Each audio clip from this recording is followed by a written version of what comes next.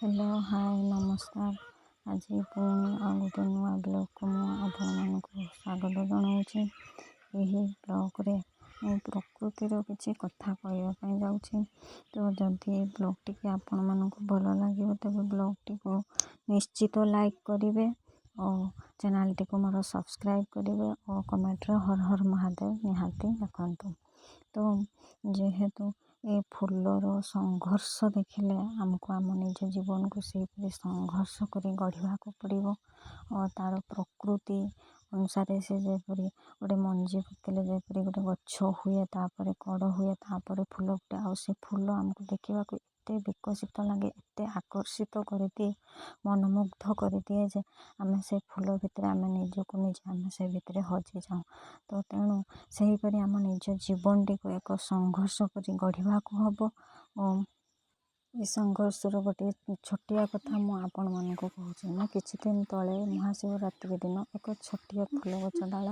जन अन्य लोकों बाड़ी आनी से फूल डालटा मुझे आनी से फूल डाल कि मानने सेमती नाला गोटे छोटिया डाल उपिला डाल था मुझे तो भावी से डालटी बचबनी तथापि मुझे डालटी को जमी बचापी प्रकार चेष्टा कर गोटे ओदा जगार पुटी से डालटी एवं आप देखने आश्चर्य हो दीर्घ 1.5 मास पर से गछटी एत संघर्ष कर खरा शीत वर्षा को संघर्ष कर से डालटी एत तार पत्र कंचेक सब पूरा गछटा परिपूर्ण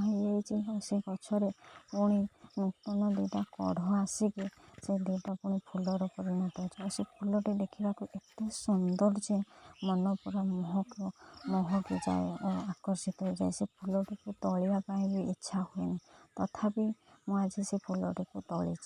और जे सेमती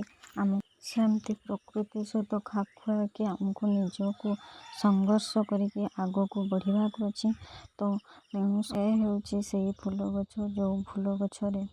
मुझे डाल खंडिए लगे आज देखो से फूल गछर दुईटा कढ़ हो देखिए केते सुंदर देखा आपण को पूरा भ्यूटा मुझे देखा देखूँ पूरा केते सुंदर देखा केते सारा पत्र आसी केते डाल भी कंचे तो देखा एत सुंदर लगुच कि किछि दिन पर केयर को गोटे डाल संघर्ष करके निजको खरा बस शीत काकर निजको गढ़ी तोली तो ताको आपण मैंने देखिले एत सुंदर लगे से जे निजे जिनसटा करेंगे से जिनसटा फल मिलले केते सुंदर लगे। तापर देखिए फूलटी फुटिला पर आहुरी एत सुंदर देखा जाउची जे आपण को मन कहबनी फूलटी को तोड़ापी एत सुंदर देखा सेहीपरि आमको निजको यही एक प्रकृति सहित खाप खुलाई संघर्ष करके गढ़ा हम। संघर्ष पथरे आपण एते जोरे आगे जातु कि आपण पछको बुलिक अनातुनी निज कर्म निजे कर चलतु फल निश्चित भगवान आमको देवे। ए समाज आमको फल दबनी तो तेणुक ए समाज मैंने चिंता करतु नहीं आपण निज लक्ष्य स्थल आगे जातु जो दिन आप निज लक्ष्य स्थल सक्सेसफुल होते दिन ये समाज आपण मानक बहुत सारा आशीर्वाद दब और आपणकर बाहा कर तेणु आपण निश्चित आपण लक्ष्य पथरे एमती चली रुहतु सब बेले।